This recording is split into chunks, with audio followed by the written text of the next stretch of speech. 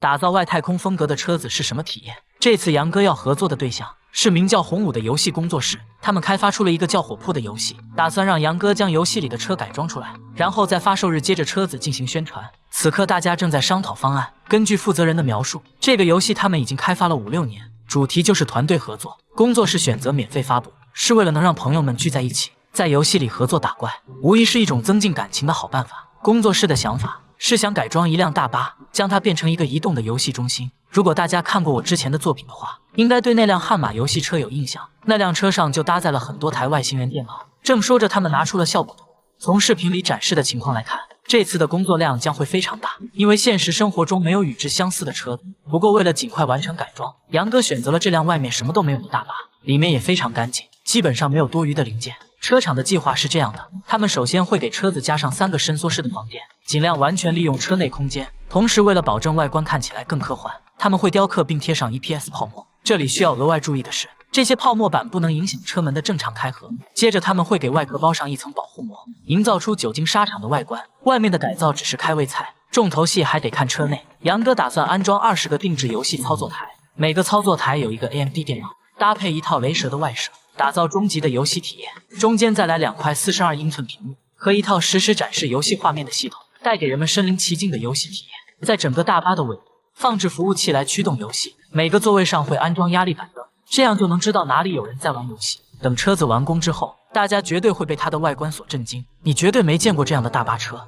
此刻车身的套件已经安装完成，大家接下来要给它上漆。虽然它现在看起来干净整洁，但改装的过程其实非常麻烦。上级有了初步的计划后，车厂就开始对车身进行改造。首先是加装伸缩车厢，这一步涉及到的工作量很大，而且需要的技术也很高，所以经理找了一家专业公司。这家公司已经创办了50年，他们专注于大巴的底盘改造，同时对伸缩模块也很有研究。此刻员工们正在切割大巴，他们要将整个侧面拆掉，然后重新制作框架，将伸缩车厢安装在这里。趁着这边在改装的功夫，另一边的杨哥去找了其他帮手，他们能用泡沫板创造任何东西，曾经和许多漫画公司都合作过。车厂这次带给他们的任务主要就是车身上的造型和车内的座椅设计，这对他们来说简直易如反掌。因为这家公司的规模非常大，他们有一个2800平米的厂房，容纳一辆大巴完全没问题，而且里面还有各种专业设备，基本上能实现全自动工作。看到这个公司这么有实力，杨哥感觉到非常放心。不过现在还不能开始制作，因为那辆大巴才刚刚装好伸缩车厢，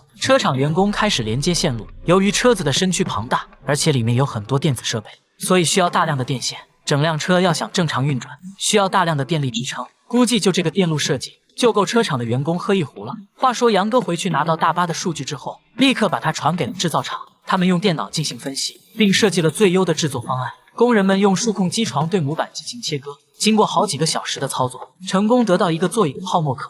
接下来他们要做的就是在表面包上一层塑料，然后将表面进行打磨，用成品进行开模，这样很快就能制作出车内的20个座椅。此时西海岸车厂里的大巴已经连接好了线路，员工们驾驶车子把它送往了内饰工厂。接下来他们要重新设计外观，并且安装所有的配件，确保所有功能可以正常运转。这是我见过最具未来感的大巴，它不仅外观看上去炫酷无比，在启动方式上更是不同寻常。只见工作人员将电力罐塞到了车身，并用力的进行扭